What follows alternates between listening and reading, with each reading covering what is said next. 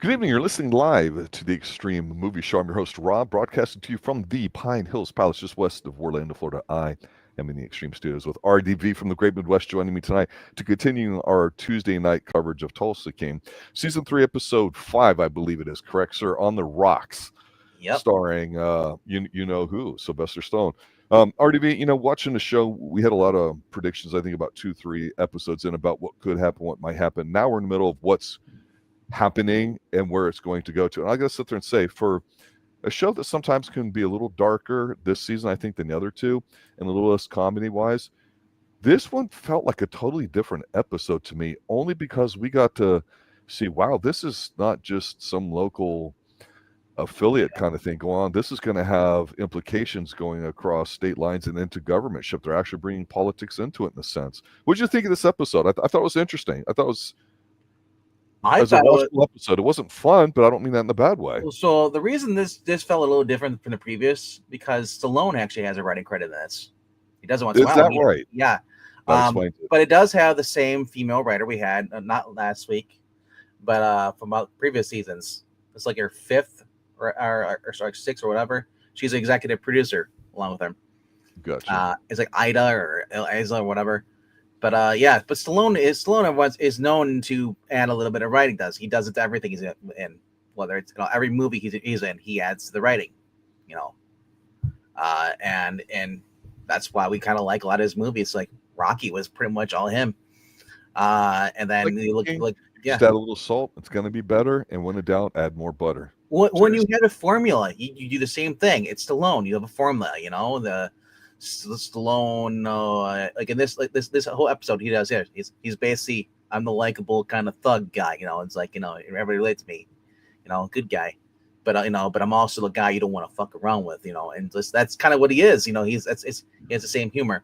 But for this episode, like I said, this was the big night. They're going to bring in all these famous, world famous bourbon critics come to their event tonight, so they can test out their Montgomery, 50 or basically bourbon, and it's all set up there and stuff.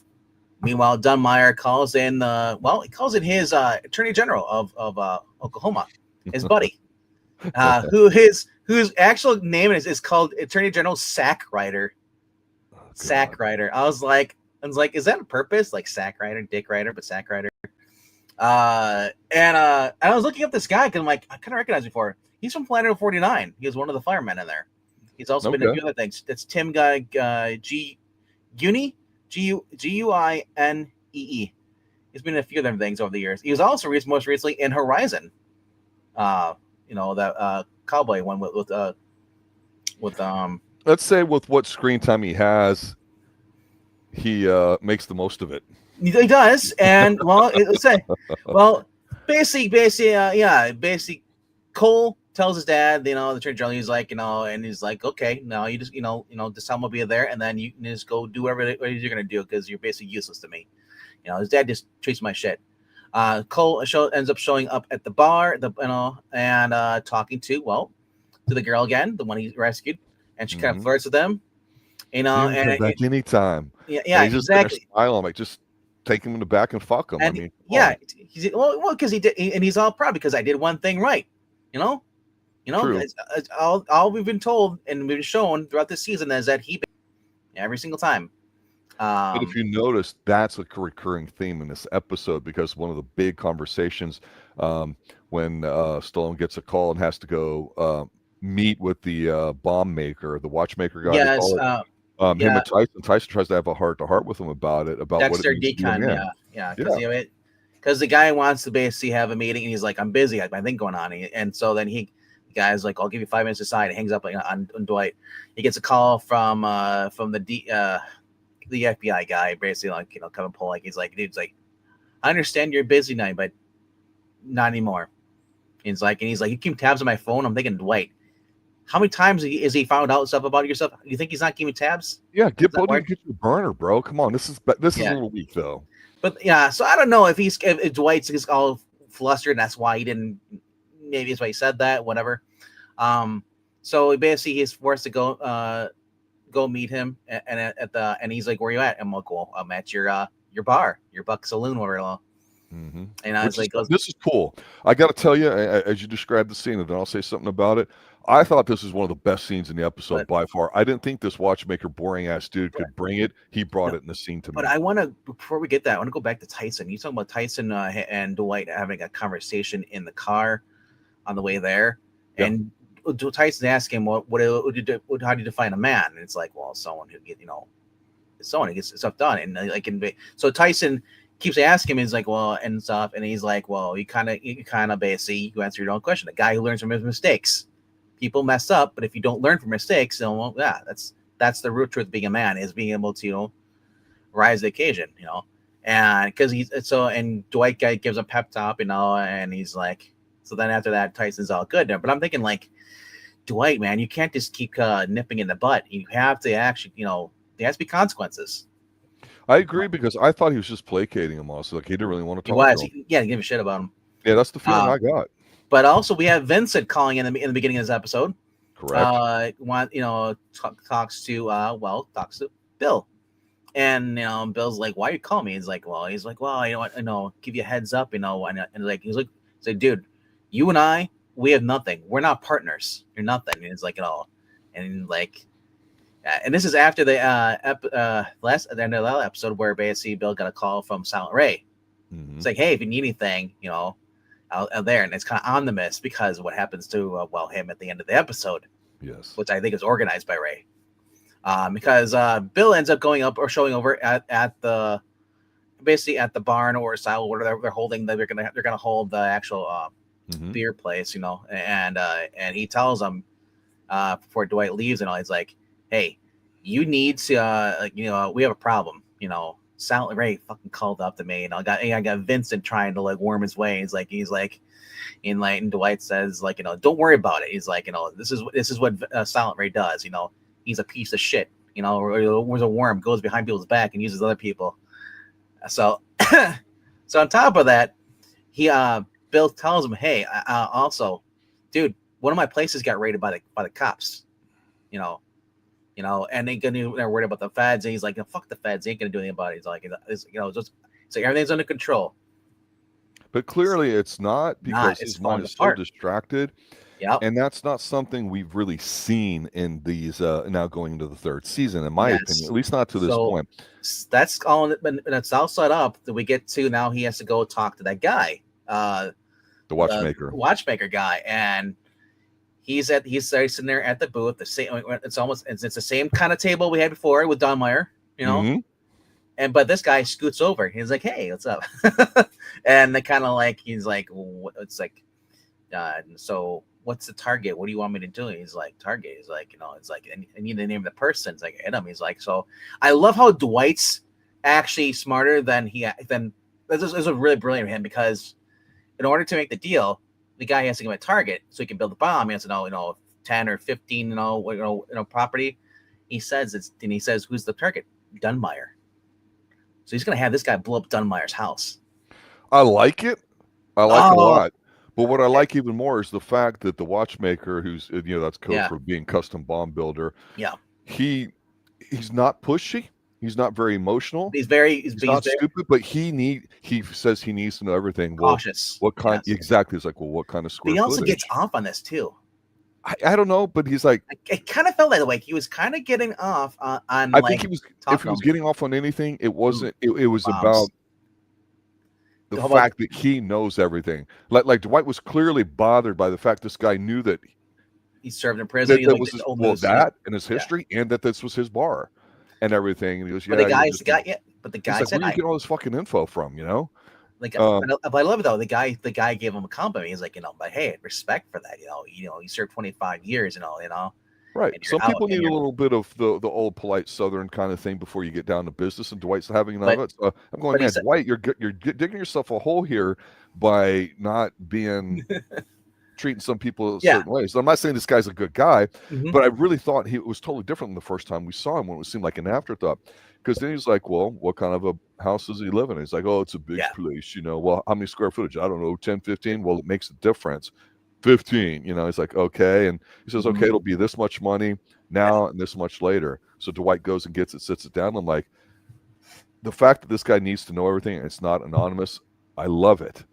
I really do, because Dwight's clearly shaken how this guy who's just basically what he thinks is a nobody that the feds are busy watching. It's, something that I didn't see coming, honestly. I just thought it was a small little thread that they were going to deal with.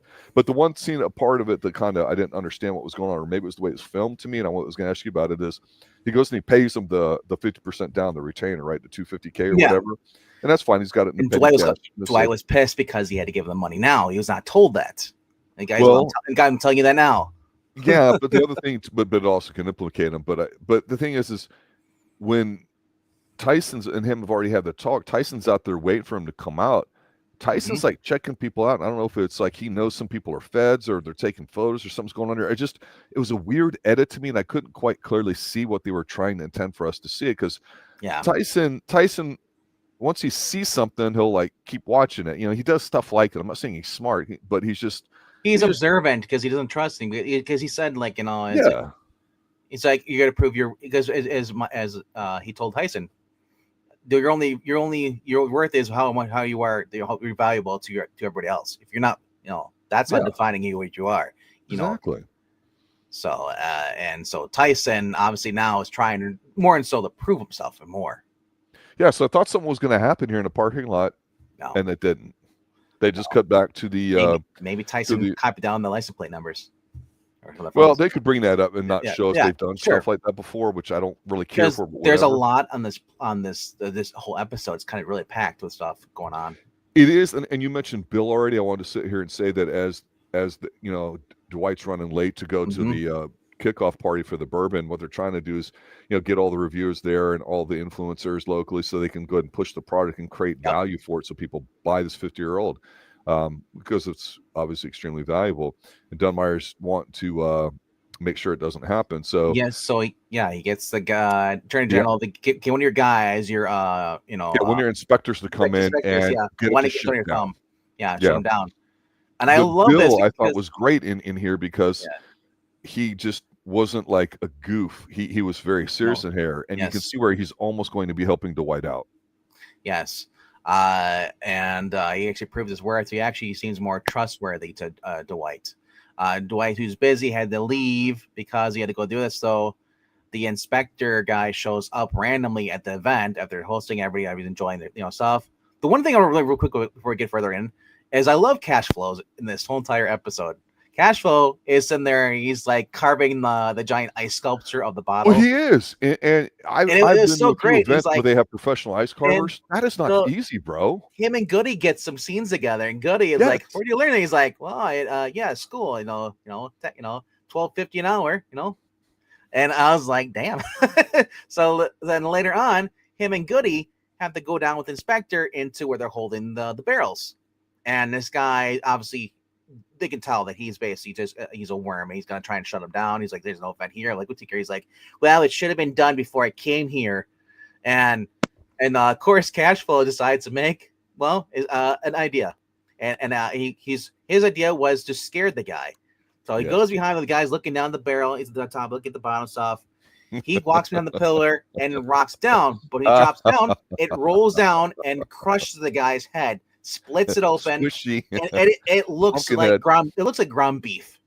It does. Just all over the floor. It is, and like I love like Goody's like, "What the fuck?" He's like, he's like, "Oh, he was gonna run." He's like, "I was just trying to scare him. Sorry." He's like, so they kind of leave him there. They go in there and the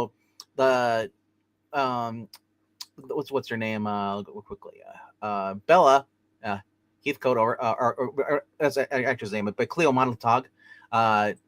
What's his name's girlfriend? Mitch's girlfriend is still giving a speech and everything, and she's watching Mitch because Mitch gets pulled aside by Goody, and then he has to leave. They head out. You go down there, and he's like, and he's like, he walks down there, and he's like, and I love how Mitch is like, I only have one question, why? And it's like, oh, it was our bad, and it's like, so what are we doing? It's like, well, we'll just say it's an accident. We don't know, That's not bad. Yeah. No, we didn't whack him. It's an accident. These things are unstable. So I love this how it so then after they leave him there, they go back up to the party stuff. Then we see basically Dunmire putting pressure on the attorney general. He's like we wouldn't be in this business, if your inspector would have shut him down. So let's go. They bring the state cops there, and they gotta show up. But first, Dunmire's boys come in there, and they start basically try to go there. So they're gonna destroy the event. Smash the place. Bunch of hooligans. Cole is instructed by his dad, go over the barrel, and he's like, basically destroy that barrel with an axe. And when he goes to do it, well, the bartender girl that had the hots for him no longer has the hots because she sees it, and he sees her, and he's like, oh shit, I fucked up. The one good thing I had going is now fucked up again. Really cements everything, because now, because of his dad, now he's lost a shot at what could have been happiness. So I wonder if he's going to turn his dad at the end. But maybe. But he hates his dad. He makes Dunmire makes a whole speech about how this was stolen. It was made by my grandpappy and her daddy. It's like, this should be my night. And no, ain't going to get it. It's like, ain't nobody gonna remember this night except for it's like that this guy is a criminal and blah blah. And then basically then they think they're gonna smash some more, and Dwight has his guys pull their guns, and the cops draw their guns, and like the attorney general is like, dude, everybody just leave, we're leaving. And he pulls Dunmire, says, he's like, what the fuck is your problem? This is gonna have backlash, and stuff, because remember, everyone has smartphones. They can just see this Dunmire coming in and acting like a thug. Here's the thing. Regardless of the political angles here, because let's not forget that Cal Thresher was there too. Cal Thresher was there and really didn't want to meet any of that. And he's running for governor. So it appears that that's going to be a bigger concern. But to me, what I liked about this was Dunmire's not stupid. He knows all that, right? So he didn't go in there and just run off half-cocked and hinged. Yeah, he was upset. But here's the thing. He spoke like, I don't even want to say a politician, but I want to say like something legal. Like if I were giving you financial advice, and I'm a financial thing, I can't tell you to buy, sell, short, sell, whatever. I can't tell you to do that. I can say, I think this may happen. I have to be particular with my words, right? Dunmire doesn't sit there and say they stole it. He says, I worked on this with their such and such father, and this should be mine. He's not lying. He's not accusing anybody of anything. Yes, they trespassed. They made a scene, whatever. That's all minor stuff, right? He tried to point out that if they don't really acknowledge Dunmire's way of speaking in the next episode, I'm going to be really pissed off, because I thought this was a stroke of genius, that rather than just being, hey, let's go there and then fuck it up, yo. You know what I'm saying? Dunmire's been way he still did it, but for that. He still did that, but they just started to do that, and then they dropped guns. They seen with the one symbolic barrel that they had that they were going to open and let everybody taste the first draft from. Yeah. And then they left. I'm like, this guy's good. This guy's good. Yeah, like I said, though, in the eyes of the media, though, it's like it immediately just turned on and backfire. So I don't see how this is good publicity for him. It's not about Dunmire. It's about he's bringing attention to a situation where everybody thinks it belonged to the other guy and his legacy family. And we don't know all that. So he's got nothing to lose. The other side does. But nobody asked. Nobody went to. There's a problem with this. If some of these were journalists, like they said, like they kind of were, none of them went up to ask Dwight, hey, is this true? Well, not when everybody's pulling guns and running off. No, everybody ran away. So nobody heard this speech. But here's the thing: the people that they invited as key influencers, it's kind of like how the movie industry works. And I'll say this, and just to being open with everybody, you and I have been made aware on our channel here, the Extreme Movie Show. There's been a small studio or two that some people have reached out to and asked us to review their movies and to give us links to it. Mm-hmm. We're not we haven't gotten paid for any of that, but the point is we're given special treatment for it. So what they're doing here at the Bourbon thing is getting all the key people and all that, whining and dining them so they can get a good review. That's the PR game, right? That's all this is here. So they're not journalists in a sense like the newsmakers. I'm sure it would make the local news, but who's going to do anything against Dunmire in that community? So that's somebody at least who had their phone out and was recording this event because they're an influencer. With their stuff, maybe recording it and was taking selfies. Could have just filmed this whole entire thing, but who knows? They'll put that in there. That though, right? Yeah, but so Dwight at the end of this, his sister says dude, we're finished. That was horrible. No one's gonna want us to touch us or whatsoever. It's like Dwight's like, he gets up his speech and he goes back to the barrel. And he says, my sister seems to think that that we're done, we're finished. I don't believe that. I believe if you think that you're done, then you're done. I'm not a defeatist, self-defeatist. We're gonna continue this. This is a setback, but we'll pull through. I have a good, and basically rallies the troops. Then he's pulled aside. He's like, "Yeah, boss, gotta get Mitchell. Like, we need to show you something." He's like, "It's like better for you to show you." He's like, and I love this scene. Like, you see, there's 4 of them. The guy you got Goody, Cash, Dwight, and Mitch kind of staring there, and they're in their nice dress suits, and like the flashlight aiming up, and he's like, "How'd this happen? Accident?" It's supposed to be an accident. I thought it was intentional, honestly. I was like, shit, he did that on purpose. I think Cashflow did an accident. Like, he was just going to try to scare him. Remember, he says it, but at the time it looked like he's sneaking behind it. I thought, yeah, he's going to roll the barrel and kill the guy. Okay, he's going to roll the barrel down. He's actually doing something for once in an episode rather than smiling and threatening. So Dwight says, like, did anybody see him come in? No. Then what's what we're going to do? We're just going to go home and report in the morning, saying like we don't know. Yeah. Not a bad idea. Like I said before, it's still a good idea. Yeah. So I like that. Meanwhile, Bill is basically heading back. I want to quickly. Bill and Cal Thrasher have a meeting, and he's like, remember those two are kind of where Cal came to him last season for help, and Bill said, "No, what do you want me to do? I wanted this, And so, hey, how's it going? How the polls going there for you, Cal?"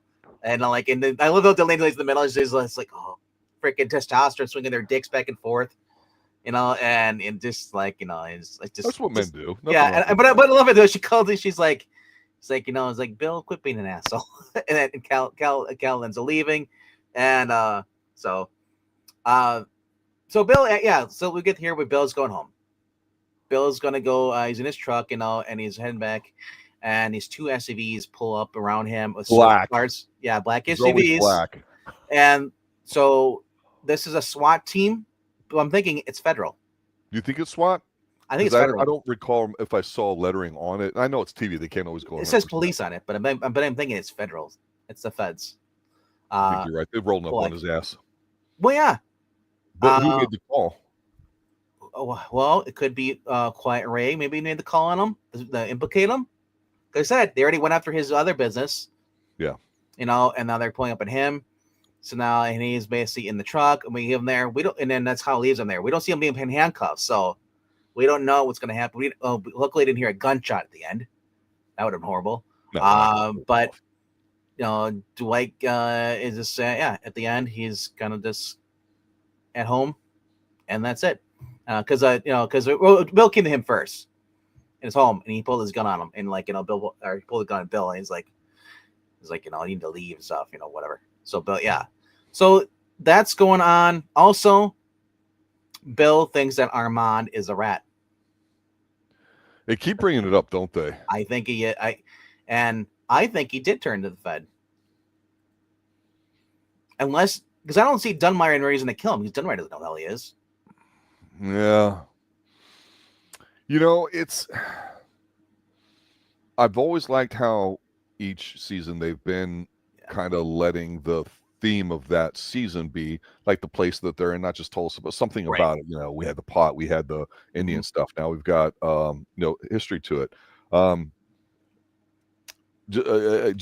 think I'd mentioned this to you backstage briefly, but for a position I'm up for, I'm having to do a secret background clearance. So you have to fill out all these forms with the government and do all these things and stuff. And I have a family member that lives overseas that came from money, not around Tulsa area, around Kentucky and all this stuff. Nigerian Prince? Stuff. It's not the scam letter stuff, no. But the point is like, I'm going, I don't know the address. I don't talk to the guy. I don't know him, but they expect all the stuff. I have a mother-in-law that came over on the boats during Vietnam, and it's like, I don't know what kind of paperwork she had. She doesn't know. I don't know what village she was born in. She doesn't know. I don't know if her age is a real age. I didn't know you're part Vietnamese. I'm not. It's my mother-in-law. Oh, mother-in-law. Mother-in-law. Okay. Yes. I heard mother. Well, I know because you weren't listening. Yeah. But the thing is what? What are you talking about? I thought this was Tulsa again. The reason why I'm trying to say all this is because with the feds and how deep they go, it's really crazy what they can do. So, like, to me, I had to spend 6 hours filling out forms online, and I forgot to write street like for a reference. You know, somebody lives Yes, on and they'll make you fill. 123 They'll make Street, you refill it and they out. rejected it and said it's not a complete address, even though they send it to the United States Post Office database, cross-reference it, and it auto fills it in. You know, it's just like that. If you're gonna get comic books through paying a random house of distributors, get comic books. If you put out the wrong letter or whatever, or don't fill it out, they'll reject it, and you have to resubmit again. And sometimes you have to wait a week or two, or a couple weeks. Well, here's the thing. Everybody, I think, watching television today, and maybe younger people don't have this experience. I don't know, because they're so used to being online all the time. They don't care that they're being surveyed and all that stuff. I just thought this episode's really weak link was, honestly, it was Dwight himself. He had good chemistry when he was in bed at the beginning opening scene, but he sounded like a little bit of a bitch talking to her. I didn't like how I wouldn't say bitch, more as his he's jealous. This is different. Well, he's jealous, but he's also got all this shit going on, I understand it, and I appreciate that. Yeah. But when he gave the speech there at the end, like you were talking to everybody about not quitting, that was the right thing to do. Yes. But he didn't. He said, and look, I'm saying this is good acting.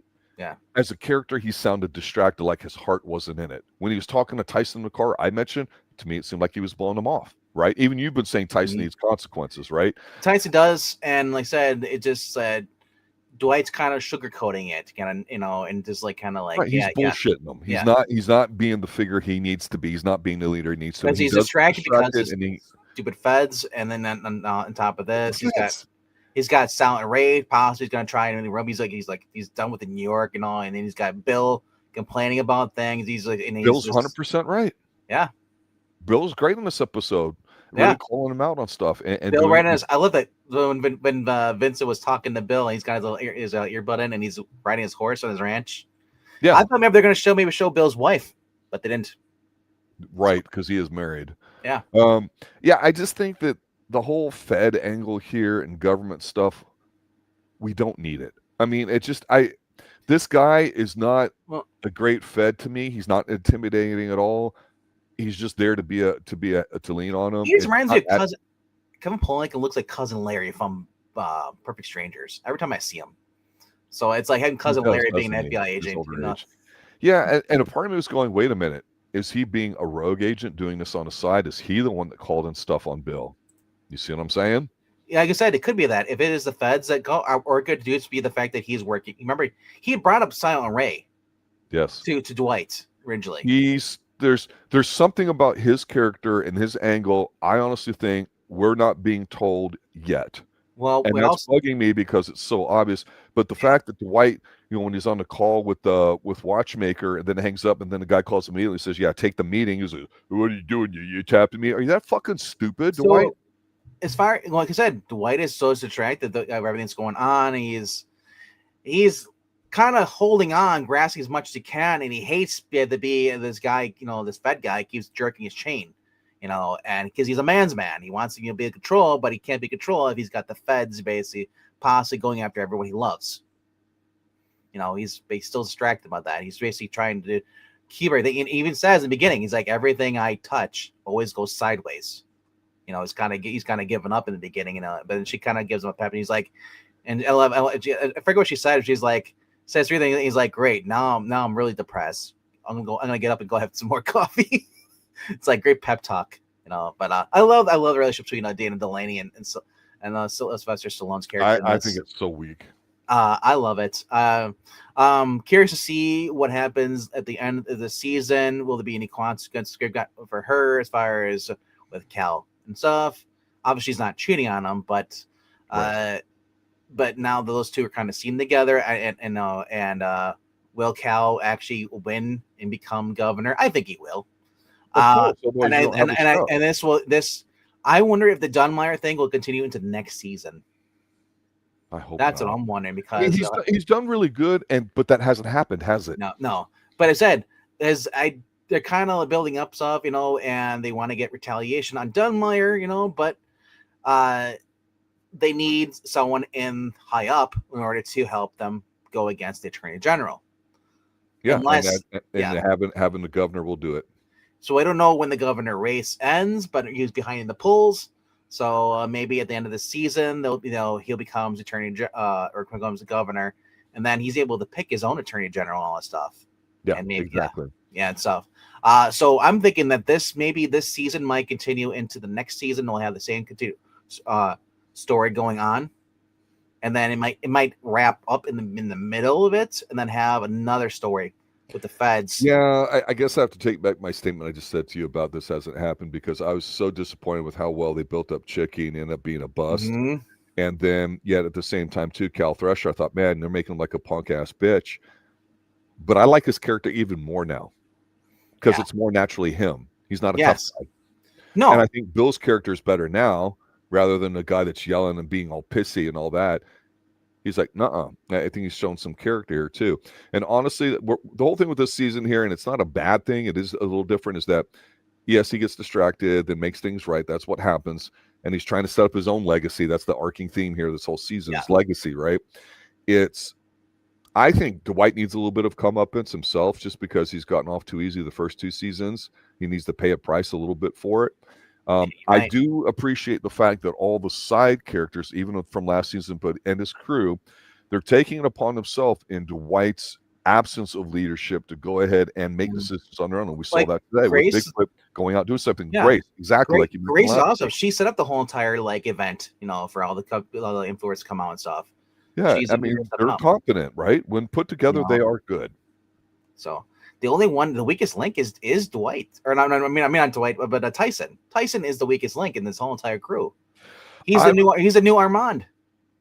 I was hoping Tyson and the stripper angle would do something, because one stripper, super hot one, but it would play into his thuggish kind of pimp daddy sort of wannabe fantasy lifestyle, which is the thing. But I thought it could have been there as a wedge, because I keep saying at some point somebody has to challenge Dwight and not be an outsider. It has to come from within. This. I would love for Tyson to do what his father did. His father said, "I gave up this shit when I met the girl, someone, and he gave up his life." I'm thinking Tyson's eventually going to give up his life. He's going to meet someone just like his dad did, and he gets a way out instead of dying. Why is it that out of all the characters, regardless of how good or bad they are or how much screen time they have, we have this love-hate with Tyson? Because Tyson is written as the kid who never grew up.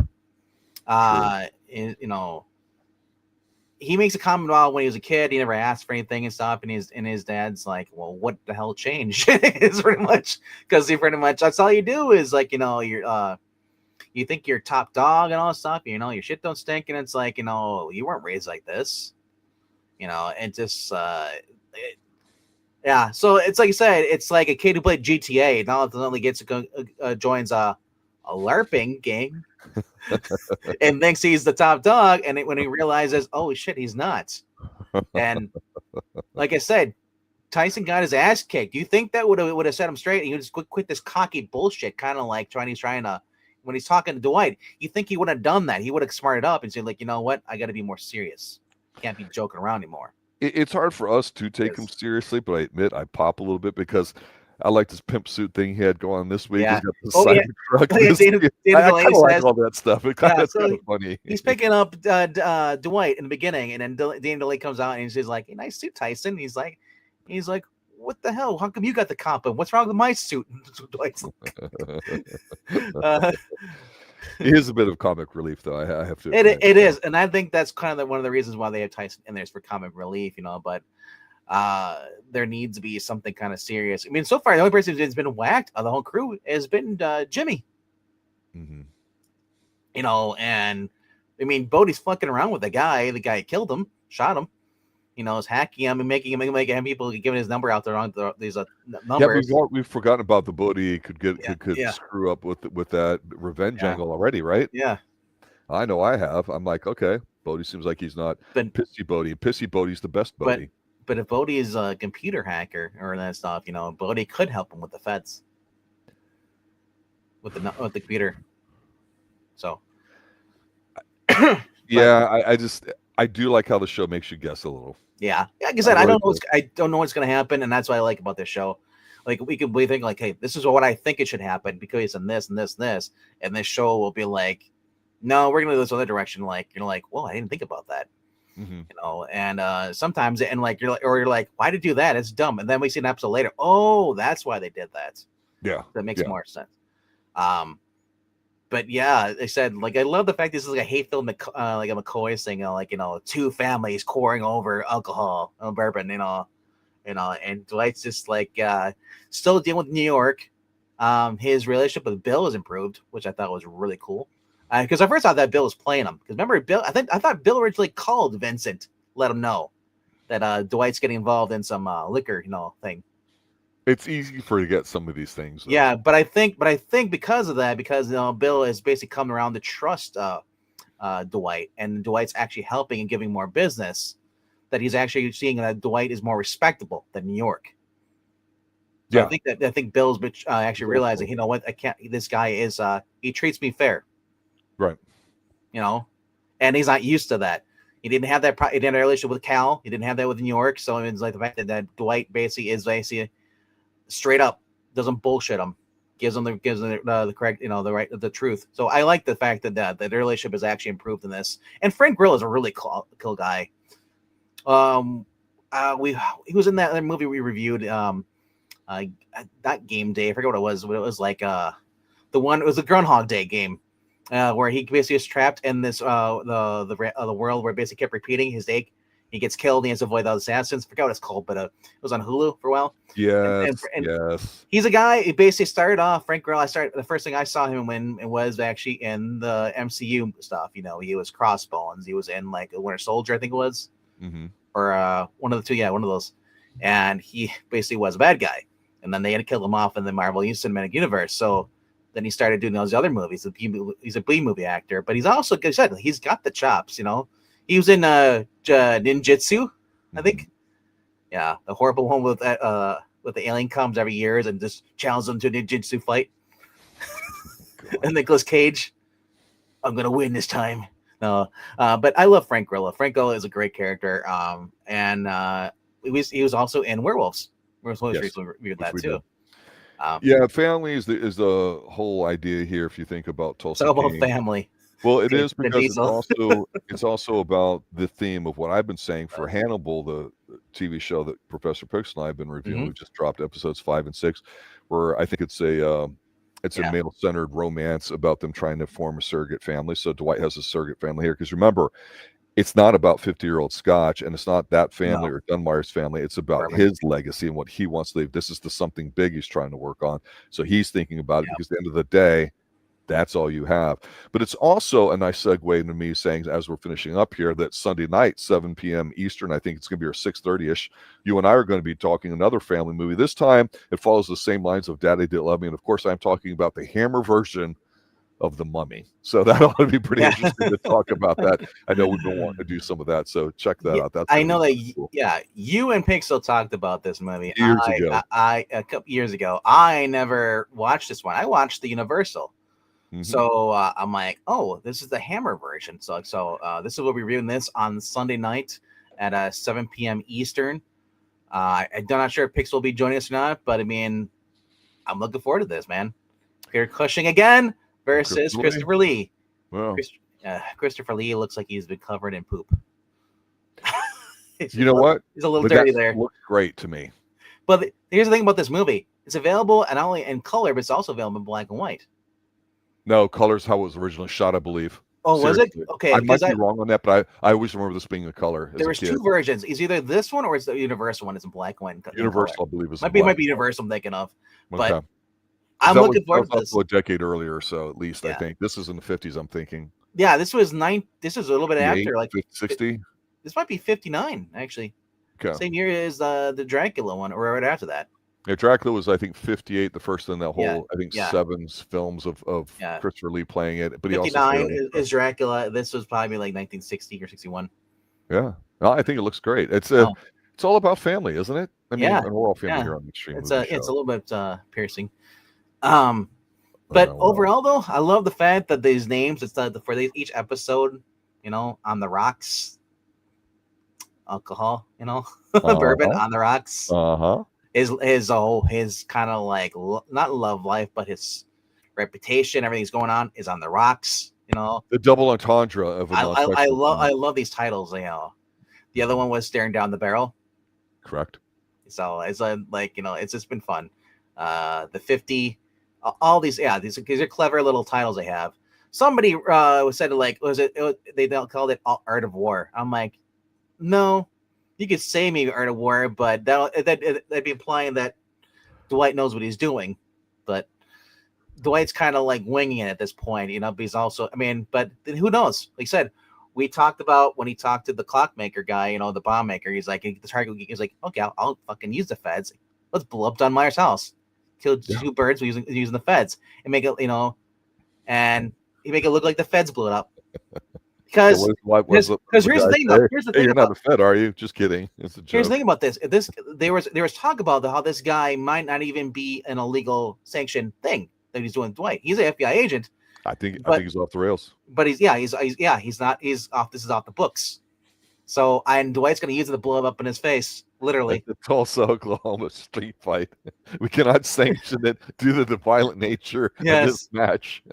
I think Dwight's going to blow up the FBI agent and Dunmire in the same house and then make it look like they're after each other. Because he's and just say we're trying to expose the Dunmire and his legal practices. So, all right, guys, check us out. Sunday night we'll be on then next, and then of course Tuesday night we'll continue with Tulsa King, and then by then we'll be transitioning to Landman.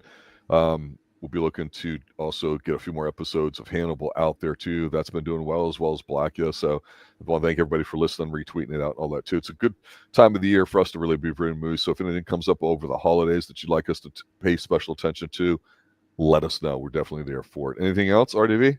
Nope, that's about it. We're gonna end it right here. I'll see you guys on Sunday night, 7 p.m. Eastern from The Mummy. Good night now. Later, guys.